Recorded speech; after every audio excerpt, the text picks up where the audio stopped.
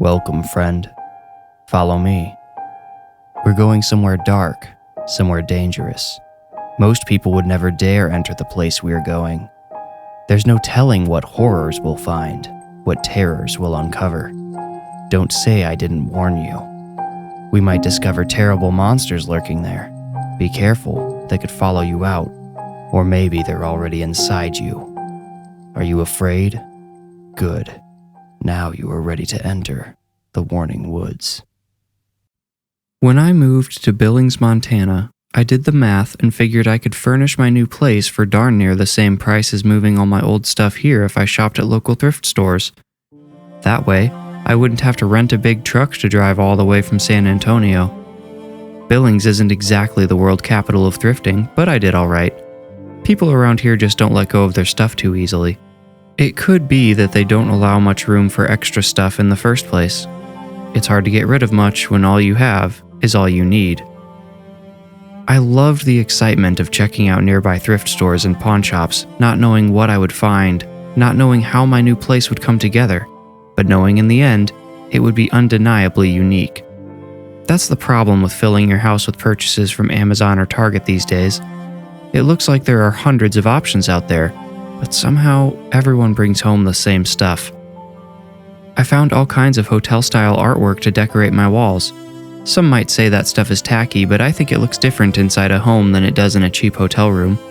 Hotels make people expect tacky, so tacky is what they see. When all was said and done, I ended up with a whole new living room set that included a matching couch, love seat, and armchair with an ottoman. I got a small entertainment center and a decent TV, a discounted nightstand on account of a drawer that stopped half an inch before closing and a crack along its rear side, and just about everything a single guy like me could need for the kitchen. The first time I noticed something strange was maybe 2 weeks after moving into my new place. I woke up and made my way out to the kitchen to rendezvous with Mr. Coffee. I had found the programmable coffee maker at Secondhand Treasures, my favorite thrift store, and it had my morning cup ready for me every day without fail. So I made my way into the kitchen and noticed it felt pretty warm in there. First, I checked the thermostat to make sure the AC was on, and saw it was.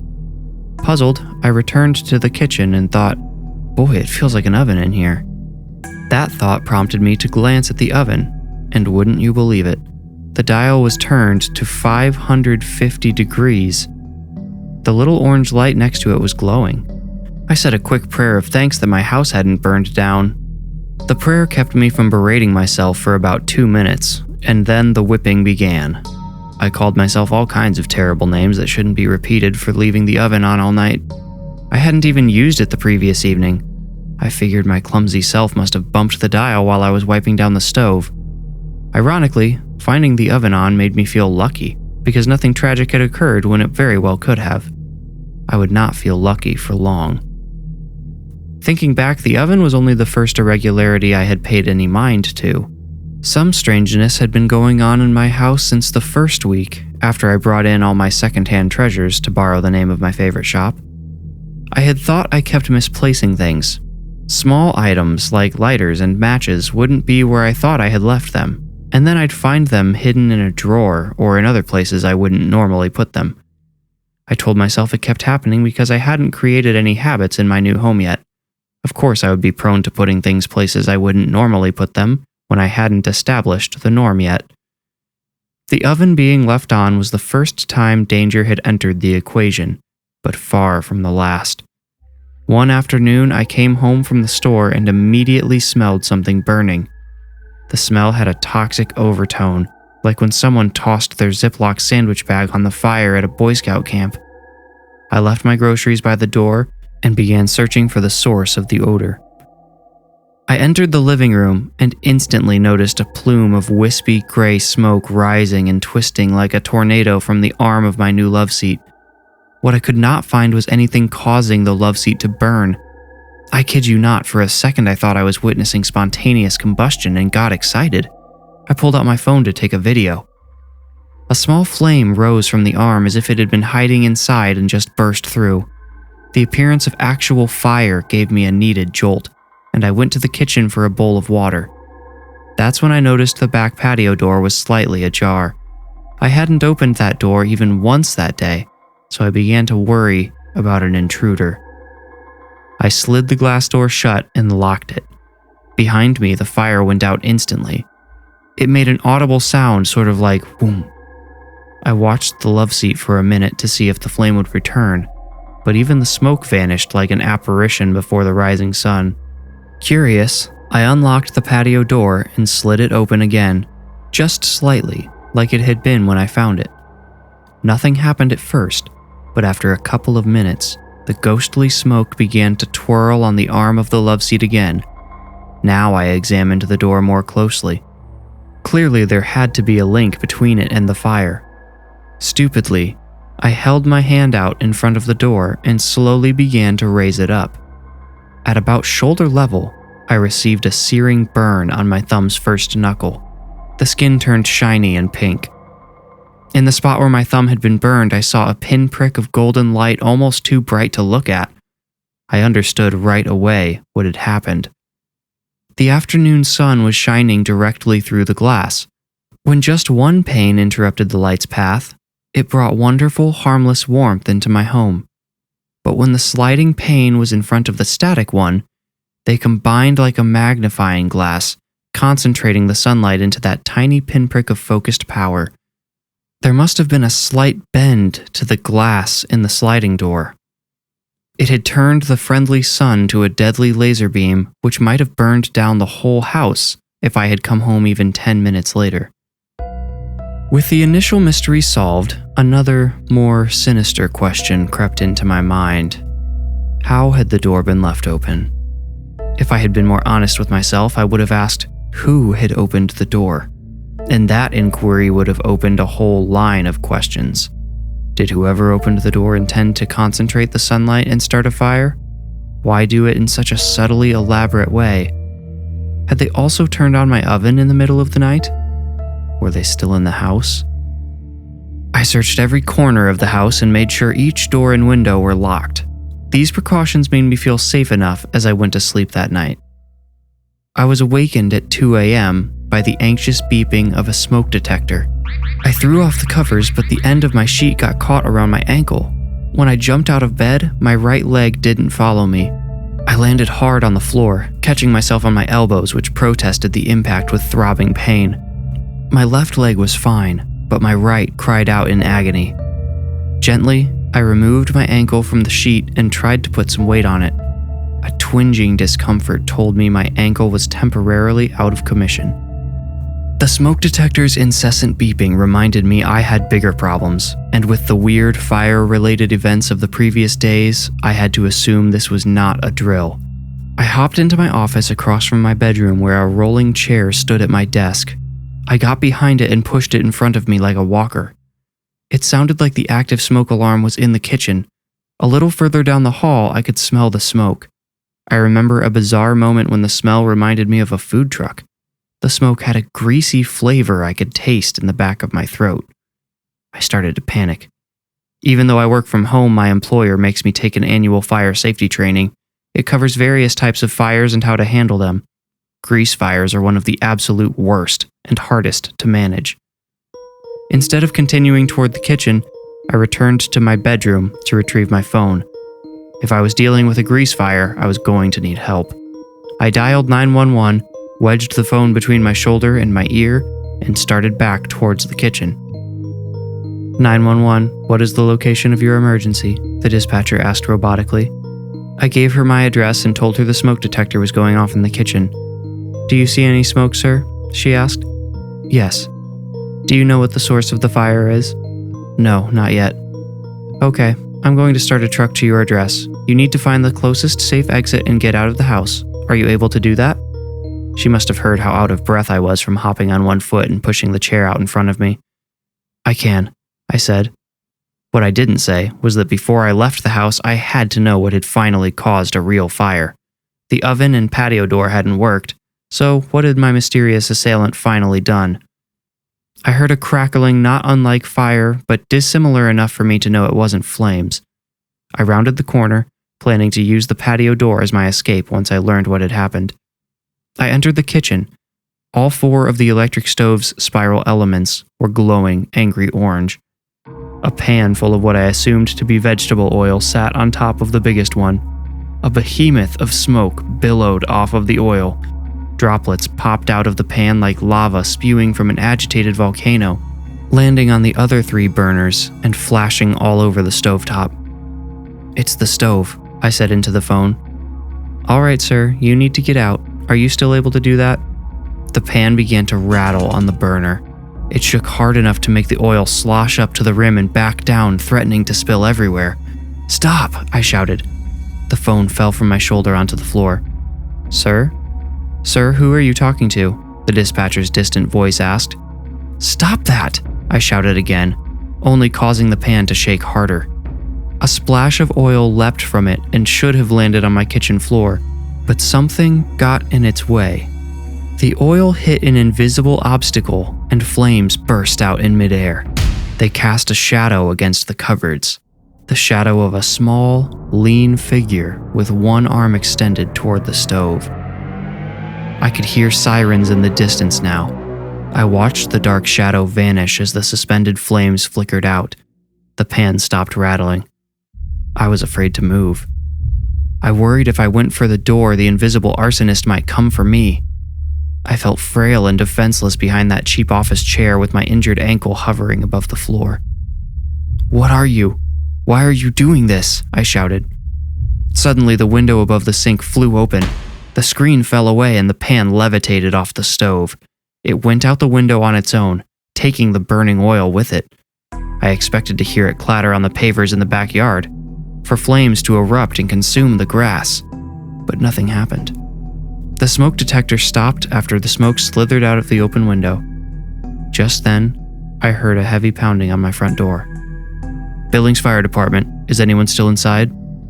I pushed my chair over to the front door and opened it to see a geared-up fireman standing on the porch. Others were behind him unraveling a hose. "Don't bother," I said. "There's no fire anymore. I trailed off, unsure of how to explain what had just happened. The firefighter looked me up and down, raising an eyebrow at the chair. "Are you hurt?" he asked. "I just twisted my ankle getting out of bed when I heard the smoke detector," I said. "Did you disable it?" he asked, looking past me into the house. No, the fire is out and the smoke went away. The alarm shut off on its own." "Uh-huh. Dispatch said you had a stove fire. Mind if I take a look?" "Sure." I rolled my chair out of his way and let the man inside. He turned back to his comrades and shook his head. One of the other men dropped his shoulders in disappointment, and they started recoiling the hose. The firefighter took a long breath through the nose as he walked into the living room. He pursed his lips in thought, then turned to me. "Cooking oil," he said. "You know, I was about to give you the speech about making false reports, but you had a fire in here, didn't you? How'd you put it out?" He pointed at the doorway to the kitchen and cocked his head incredulously. I nodded, and he went through. "It started in a pan. I tossed it out the window," I lied. "Oh, buddy, that's not a good idea. For future reference. Oil gets on everything and doesn't come off. Hot flaming oil? Well, you could light the whole neighborhood on fire if you aren't careful." "I'll be sure to remember that," I said, hoping the searing resentment I felt didn't show up in my voice. "Well, looks like you got lucky this time," he said, leaning over the stove and examining the dark little spots on the elements where the oil had splashed. "What were you cooking at this hour?" I shrugged, but he was still looking at the stove. I said, "You know, it was the stupidest thing. I left the pan on the stove after dinner. I woke up and turned the burner on so I could make some tea. I didn't realize it was the burner beneath the pan and walked away to use the bathroom." "You tired?" he asked in a mildly contemptuous tone. "Very," I replied. It was the first honest word out of my mouth since he had come inside. "Well, everything looks okay here. Just pay attention to your burners and maybe don't mess with heat when you're too sleepy, all right?" God, I wanted to slap him, but not as bad as I wanted him out of my house. I nodded, bid him a good night, and closed the door behind him. As the fire engine outside roared, signaling its squealing departure, I dropped onto my hands and knees by the front door. The chair rolled away and I watched it go with sleepy ambivalence. I couldn't lie any longer. There was no one around to believe me. Now I was only lying to myself, and myself had a habit of calling my bluff. "What do you want?" I yelled into my dark house. No one responded. I became acutely aware of the ticking clock above my mostly empty bookshelf in the living room. "Was that your whole plan? What, are you just trying to scare me?" Something rolled across the living room from the shadowy end of the hallway. I couldn't see it at first, but heard it knock against the leg of my couch and start hissing. I pulled myself onto my left foot and hopped forward, abandoning the chair. The pitch of the hissing sounded urgent. I got my eyes on the couch just in time to see a bright, flashing light underneath it go out. Time slowed to a crawl as I realized what was under the couch. There was a whole box of them under my bed. I had purchased them for a 4th of July block party my neighbors had planned. They're called ground spinners, small fireworks that spin and roll chaotically for a few seconds while shooting sparks wherever they go. Lots of fun out in the street at night, but not intended for indoor use. Just as this realization hit me, the ground spinner whirred to life. It flashed and crackled as it spun out from under the couch and went beneath the love seat instead. I shouted and limped across the room. I shoved the love seat away from the sparks and felt them shower my calf, ankle, and foot instead. The ground spinner went out, thankfully, once its short life had been spent. My heart was still pounding when I heard the sounds again, like a loop. Rolling. Hissing. This one went under my small dining room table. I couldn't get there before it went off and shot sparks all over the wood as it bounced between chair and table legs. Fortunately, the sparks weren't enough to start the wood on fire, but a third firework rolled out of the hallway. "Stop, please, that's enough," I begged the shadows, not knowing where else to direct my plea. The unlit ground spinner rolled all the way into the kitchen where it stopped against the oven. "Oh no, no, no," I muttered in defeat. The firework had come to rest among the slick splashes of oil that had escaped the hot pan earlier. The oven door right above it was also splattered with tiny droplets of the flammable liquid. The fuse didn't light on its own right away, like the other two had. This firework paused for dramatic effect. I was being tormented. That fire truck couldn't have gotten far, I thought to myself. They can turn around and get here before the fire gets out of hand. I pulled out my phone and dialed 911 once again. The operator must have recognized my number because she skipped the usual script. "Sir, do you have another emergency?" she asked. "Yes, the stove is on fire again," I said, speaking in the present tense to avoid any questions about how I knew the stove was going to be on fire. "Uh-huh, okay. The truck just cleared from your house, so I can have them turn around and check it out. Is that what you want, sir?" The operator sounded annoyed. I heard a muted threat in the way she asked if that was what I wanted. "Yes, please, tell them to hurry," I said. "Uh-huh.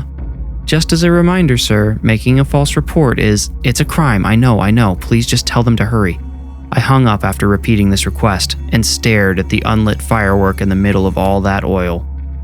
The thing was taunting me, its fuse sticking out like a child's teasing tongue. "Come on," I shouted, sounding braver than I felt. "Do what you're gonna do. Light it up." The firework came alive again, but not the way I had anticipated. Instead, it rolled towards me, lighting up as it got close. I turned to run and stumbled on my bad ankle. My body hit the ground hard, but I couldn't waste any time feeling sorry for myself. The ground spinner rolled to a stop mere inches from my face, and the flame vanished at the base of the fuse. I rolled to my side just as the spinner went off. My neck, left ear, and cheek were showered with sparks. I heard a guttural cry from somewhere and realized it came from me. The hot firework bounced against my head twice before finally sputtering out and rolling back towards the kitchen, dead. "Billings fire," a voice I recognized boomed from the front door. "Come in," I shouted back. I was pretty sure I had left the front door unlocked. I heard it open as I used one of the dining room chairs to get back on my feet. "Sir, are you all right?" the same fireman from before asked as he entered the kitchen. "I am now, thanks," I replied. "I'm sorry, I seem to have wasted your time again." "What happened this time?" he asked, sounding about as annoyed as the 911 operator had. "Well," I started, wanting to tell him about the fireworks, but realizing as I opened my mouth how unbelievable and unsympathetic my story would sound. I would probably be more likely to get locked up for trying to burn my house down than to receive any help. Although the thought of being locked in a cinderblock cell, i.e. non-flammable, didn't sound so bad that night. And of course, the evidence, the spent firework cartridges, had all managed to disappear from the floor. The fireman raised a hand to silence me before I could say anything more. "Here's the thing, bud," he said, pure condescension saturating his words. "I'm having a hard time fighting the urge to get a cop here and press charges, all right? Just want you to know where we stand. You're wasting my time, my crew's time, and a good amount of taxpayer dollars by continuing to call us out here for nothing. Not to mention what could have happened if a real fire broke out while we were tied up here dealing with you. Do not call us again unless you have a real emergency. Got it? And don't go starting a fire on your own either. We'll know. The fire marshal has a real nose for that sort of thing. And you'll do time. Believe me." I bowed my head like a scolded dog and nodded. The fireman disingenuously wished me a good night, then left. "Please," I muttered when the house was quiet again. "Please tell me what you want. I'll do anything, I swear." I heard a heavy bang beyond the shadows in the hallway and turned towards it. "Is that you?" I asked. Another bang answered. The terror in my chest got displaced by a heavier, thicker substance. Anger. The terror washed out of me, down my arms, tingling in my fingers and toes, before falling away. I stormed down the hallway ready for a final confrontation with whatever had been making me look like a fool and a criminal. I flipped the bathroom light on and saw everything there in order. Another bang. Closer now, I could tell the sounds were coming from my bedroom, so that's where I went next.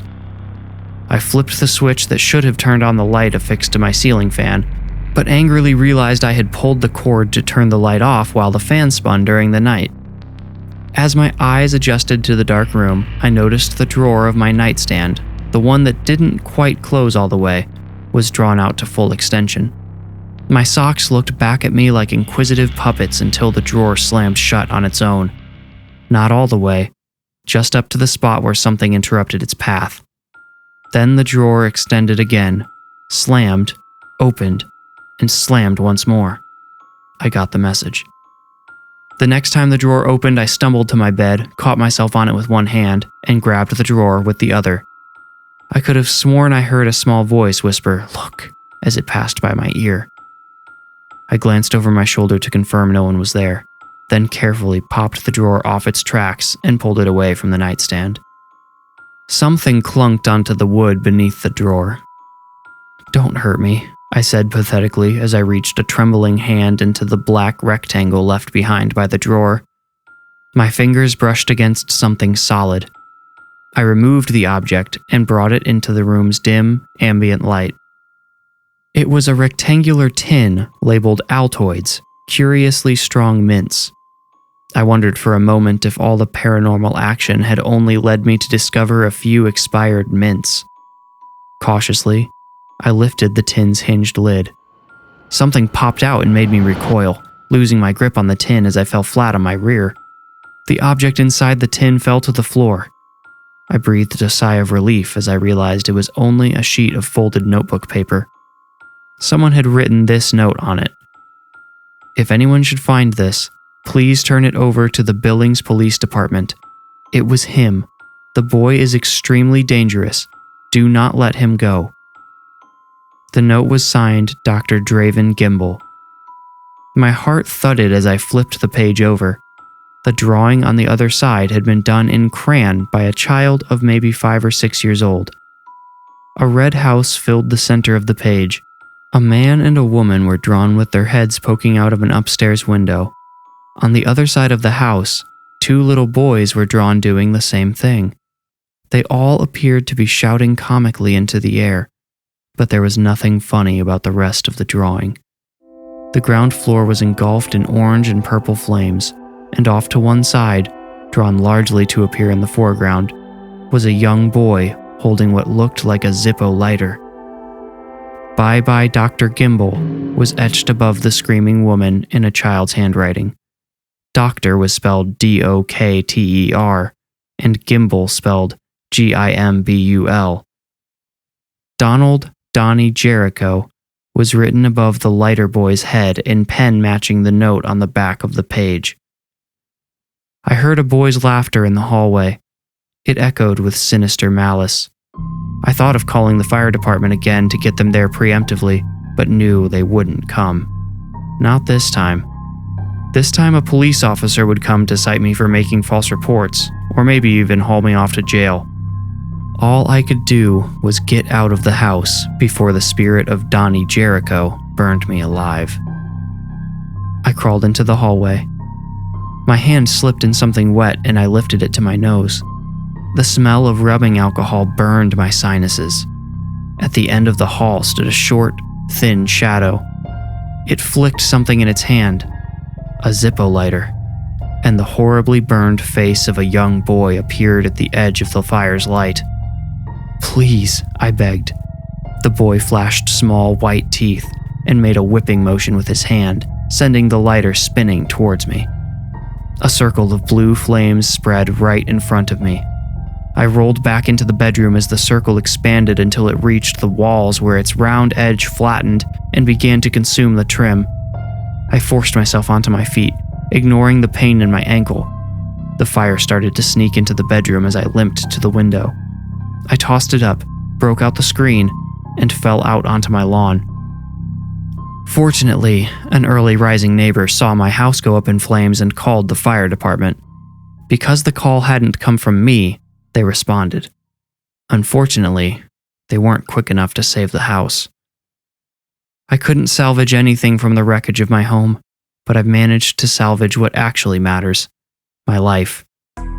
I went on trial for arson, which almost ended badly. I had still smelled like rubbing alcohol when the fire crew returned and found me on the lawn. I'm lucky the county prosecutor happened to be swamped at the time and couldn't put together a convincing case. The prosecution offered me a sweet deal, and I took it. I couldn't file an insurance claim on the house, though. If I had, they would have come after me for fraud. I didn't need to look very hard to unravel the story of Dr. Draven Gimbel and her young patient, Donnie Jericho. Dr. Gimbel had been a counselor working at the elementary school where Donnie was a second-grade student. She had been seeing him for behavioral issues. One night in March, Dr. Gimbel, her husband, and their 2 children were tragically killed in a house fire. A 5th victim, another male child, was discovered in the garage where the fire had started. He went unidentified until one Miss Jericho reported her son Donnie missing.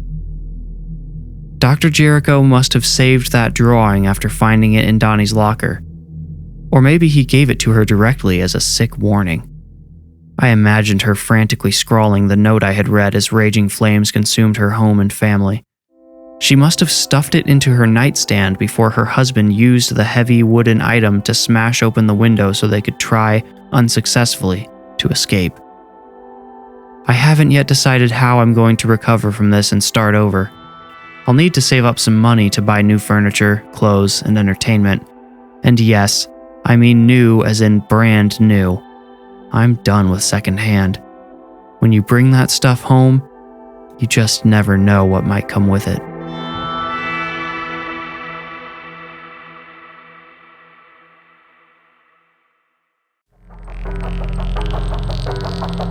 You made it out. Congratulations. If you enjoyed the story, please rate and review this podcast wherever you like to listen. Reviews are the best way to support the podcast and help it grow. You can also become a patron at patreon.com/thewarningwoods.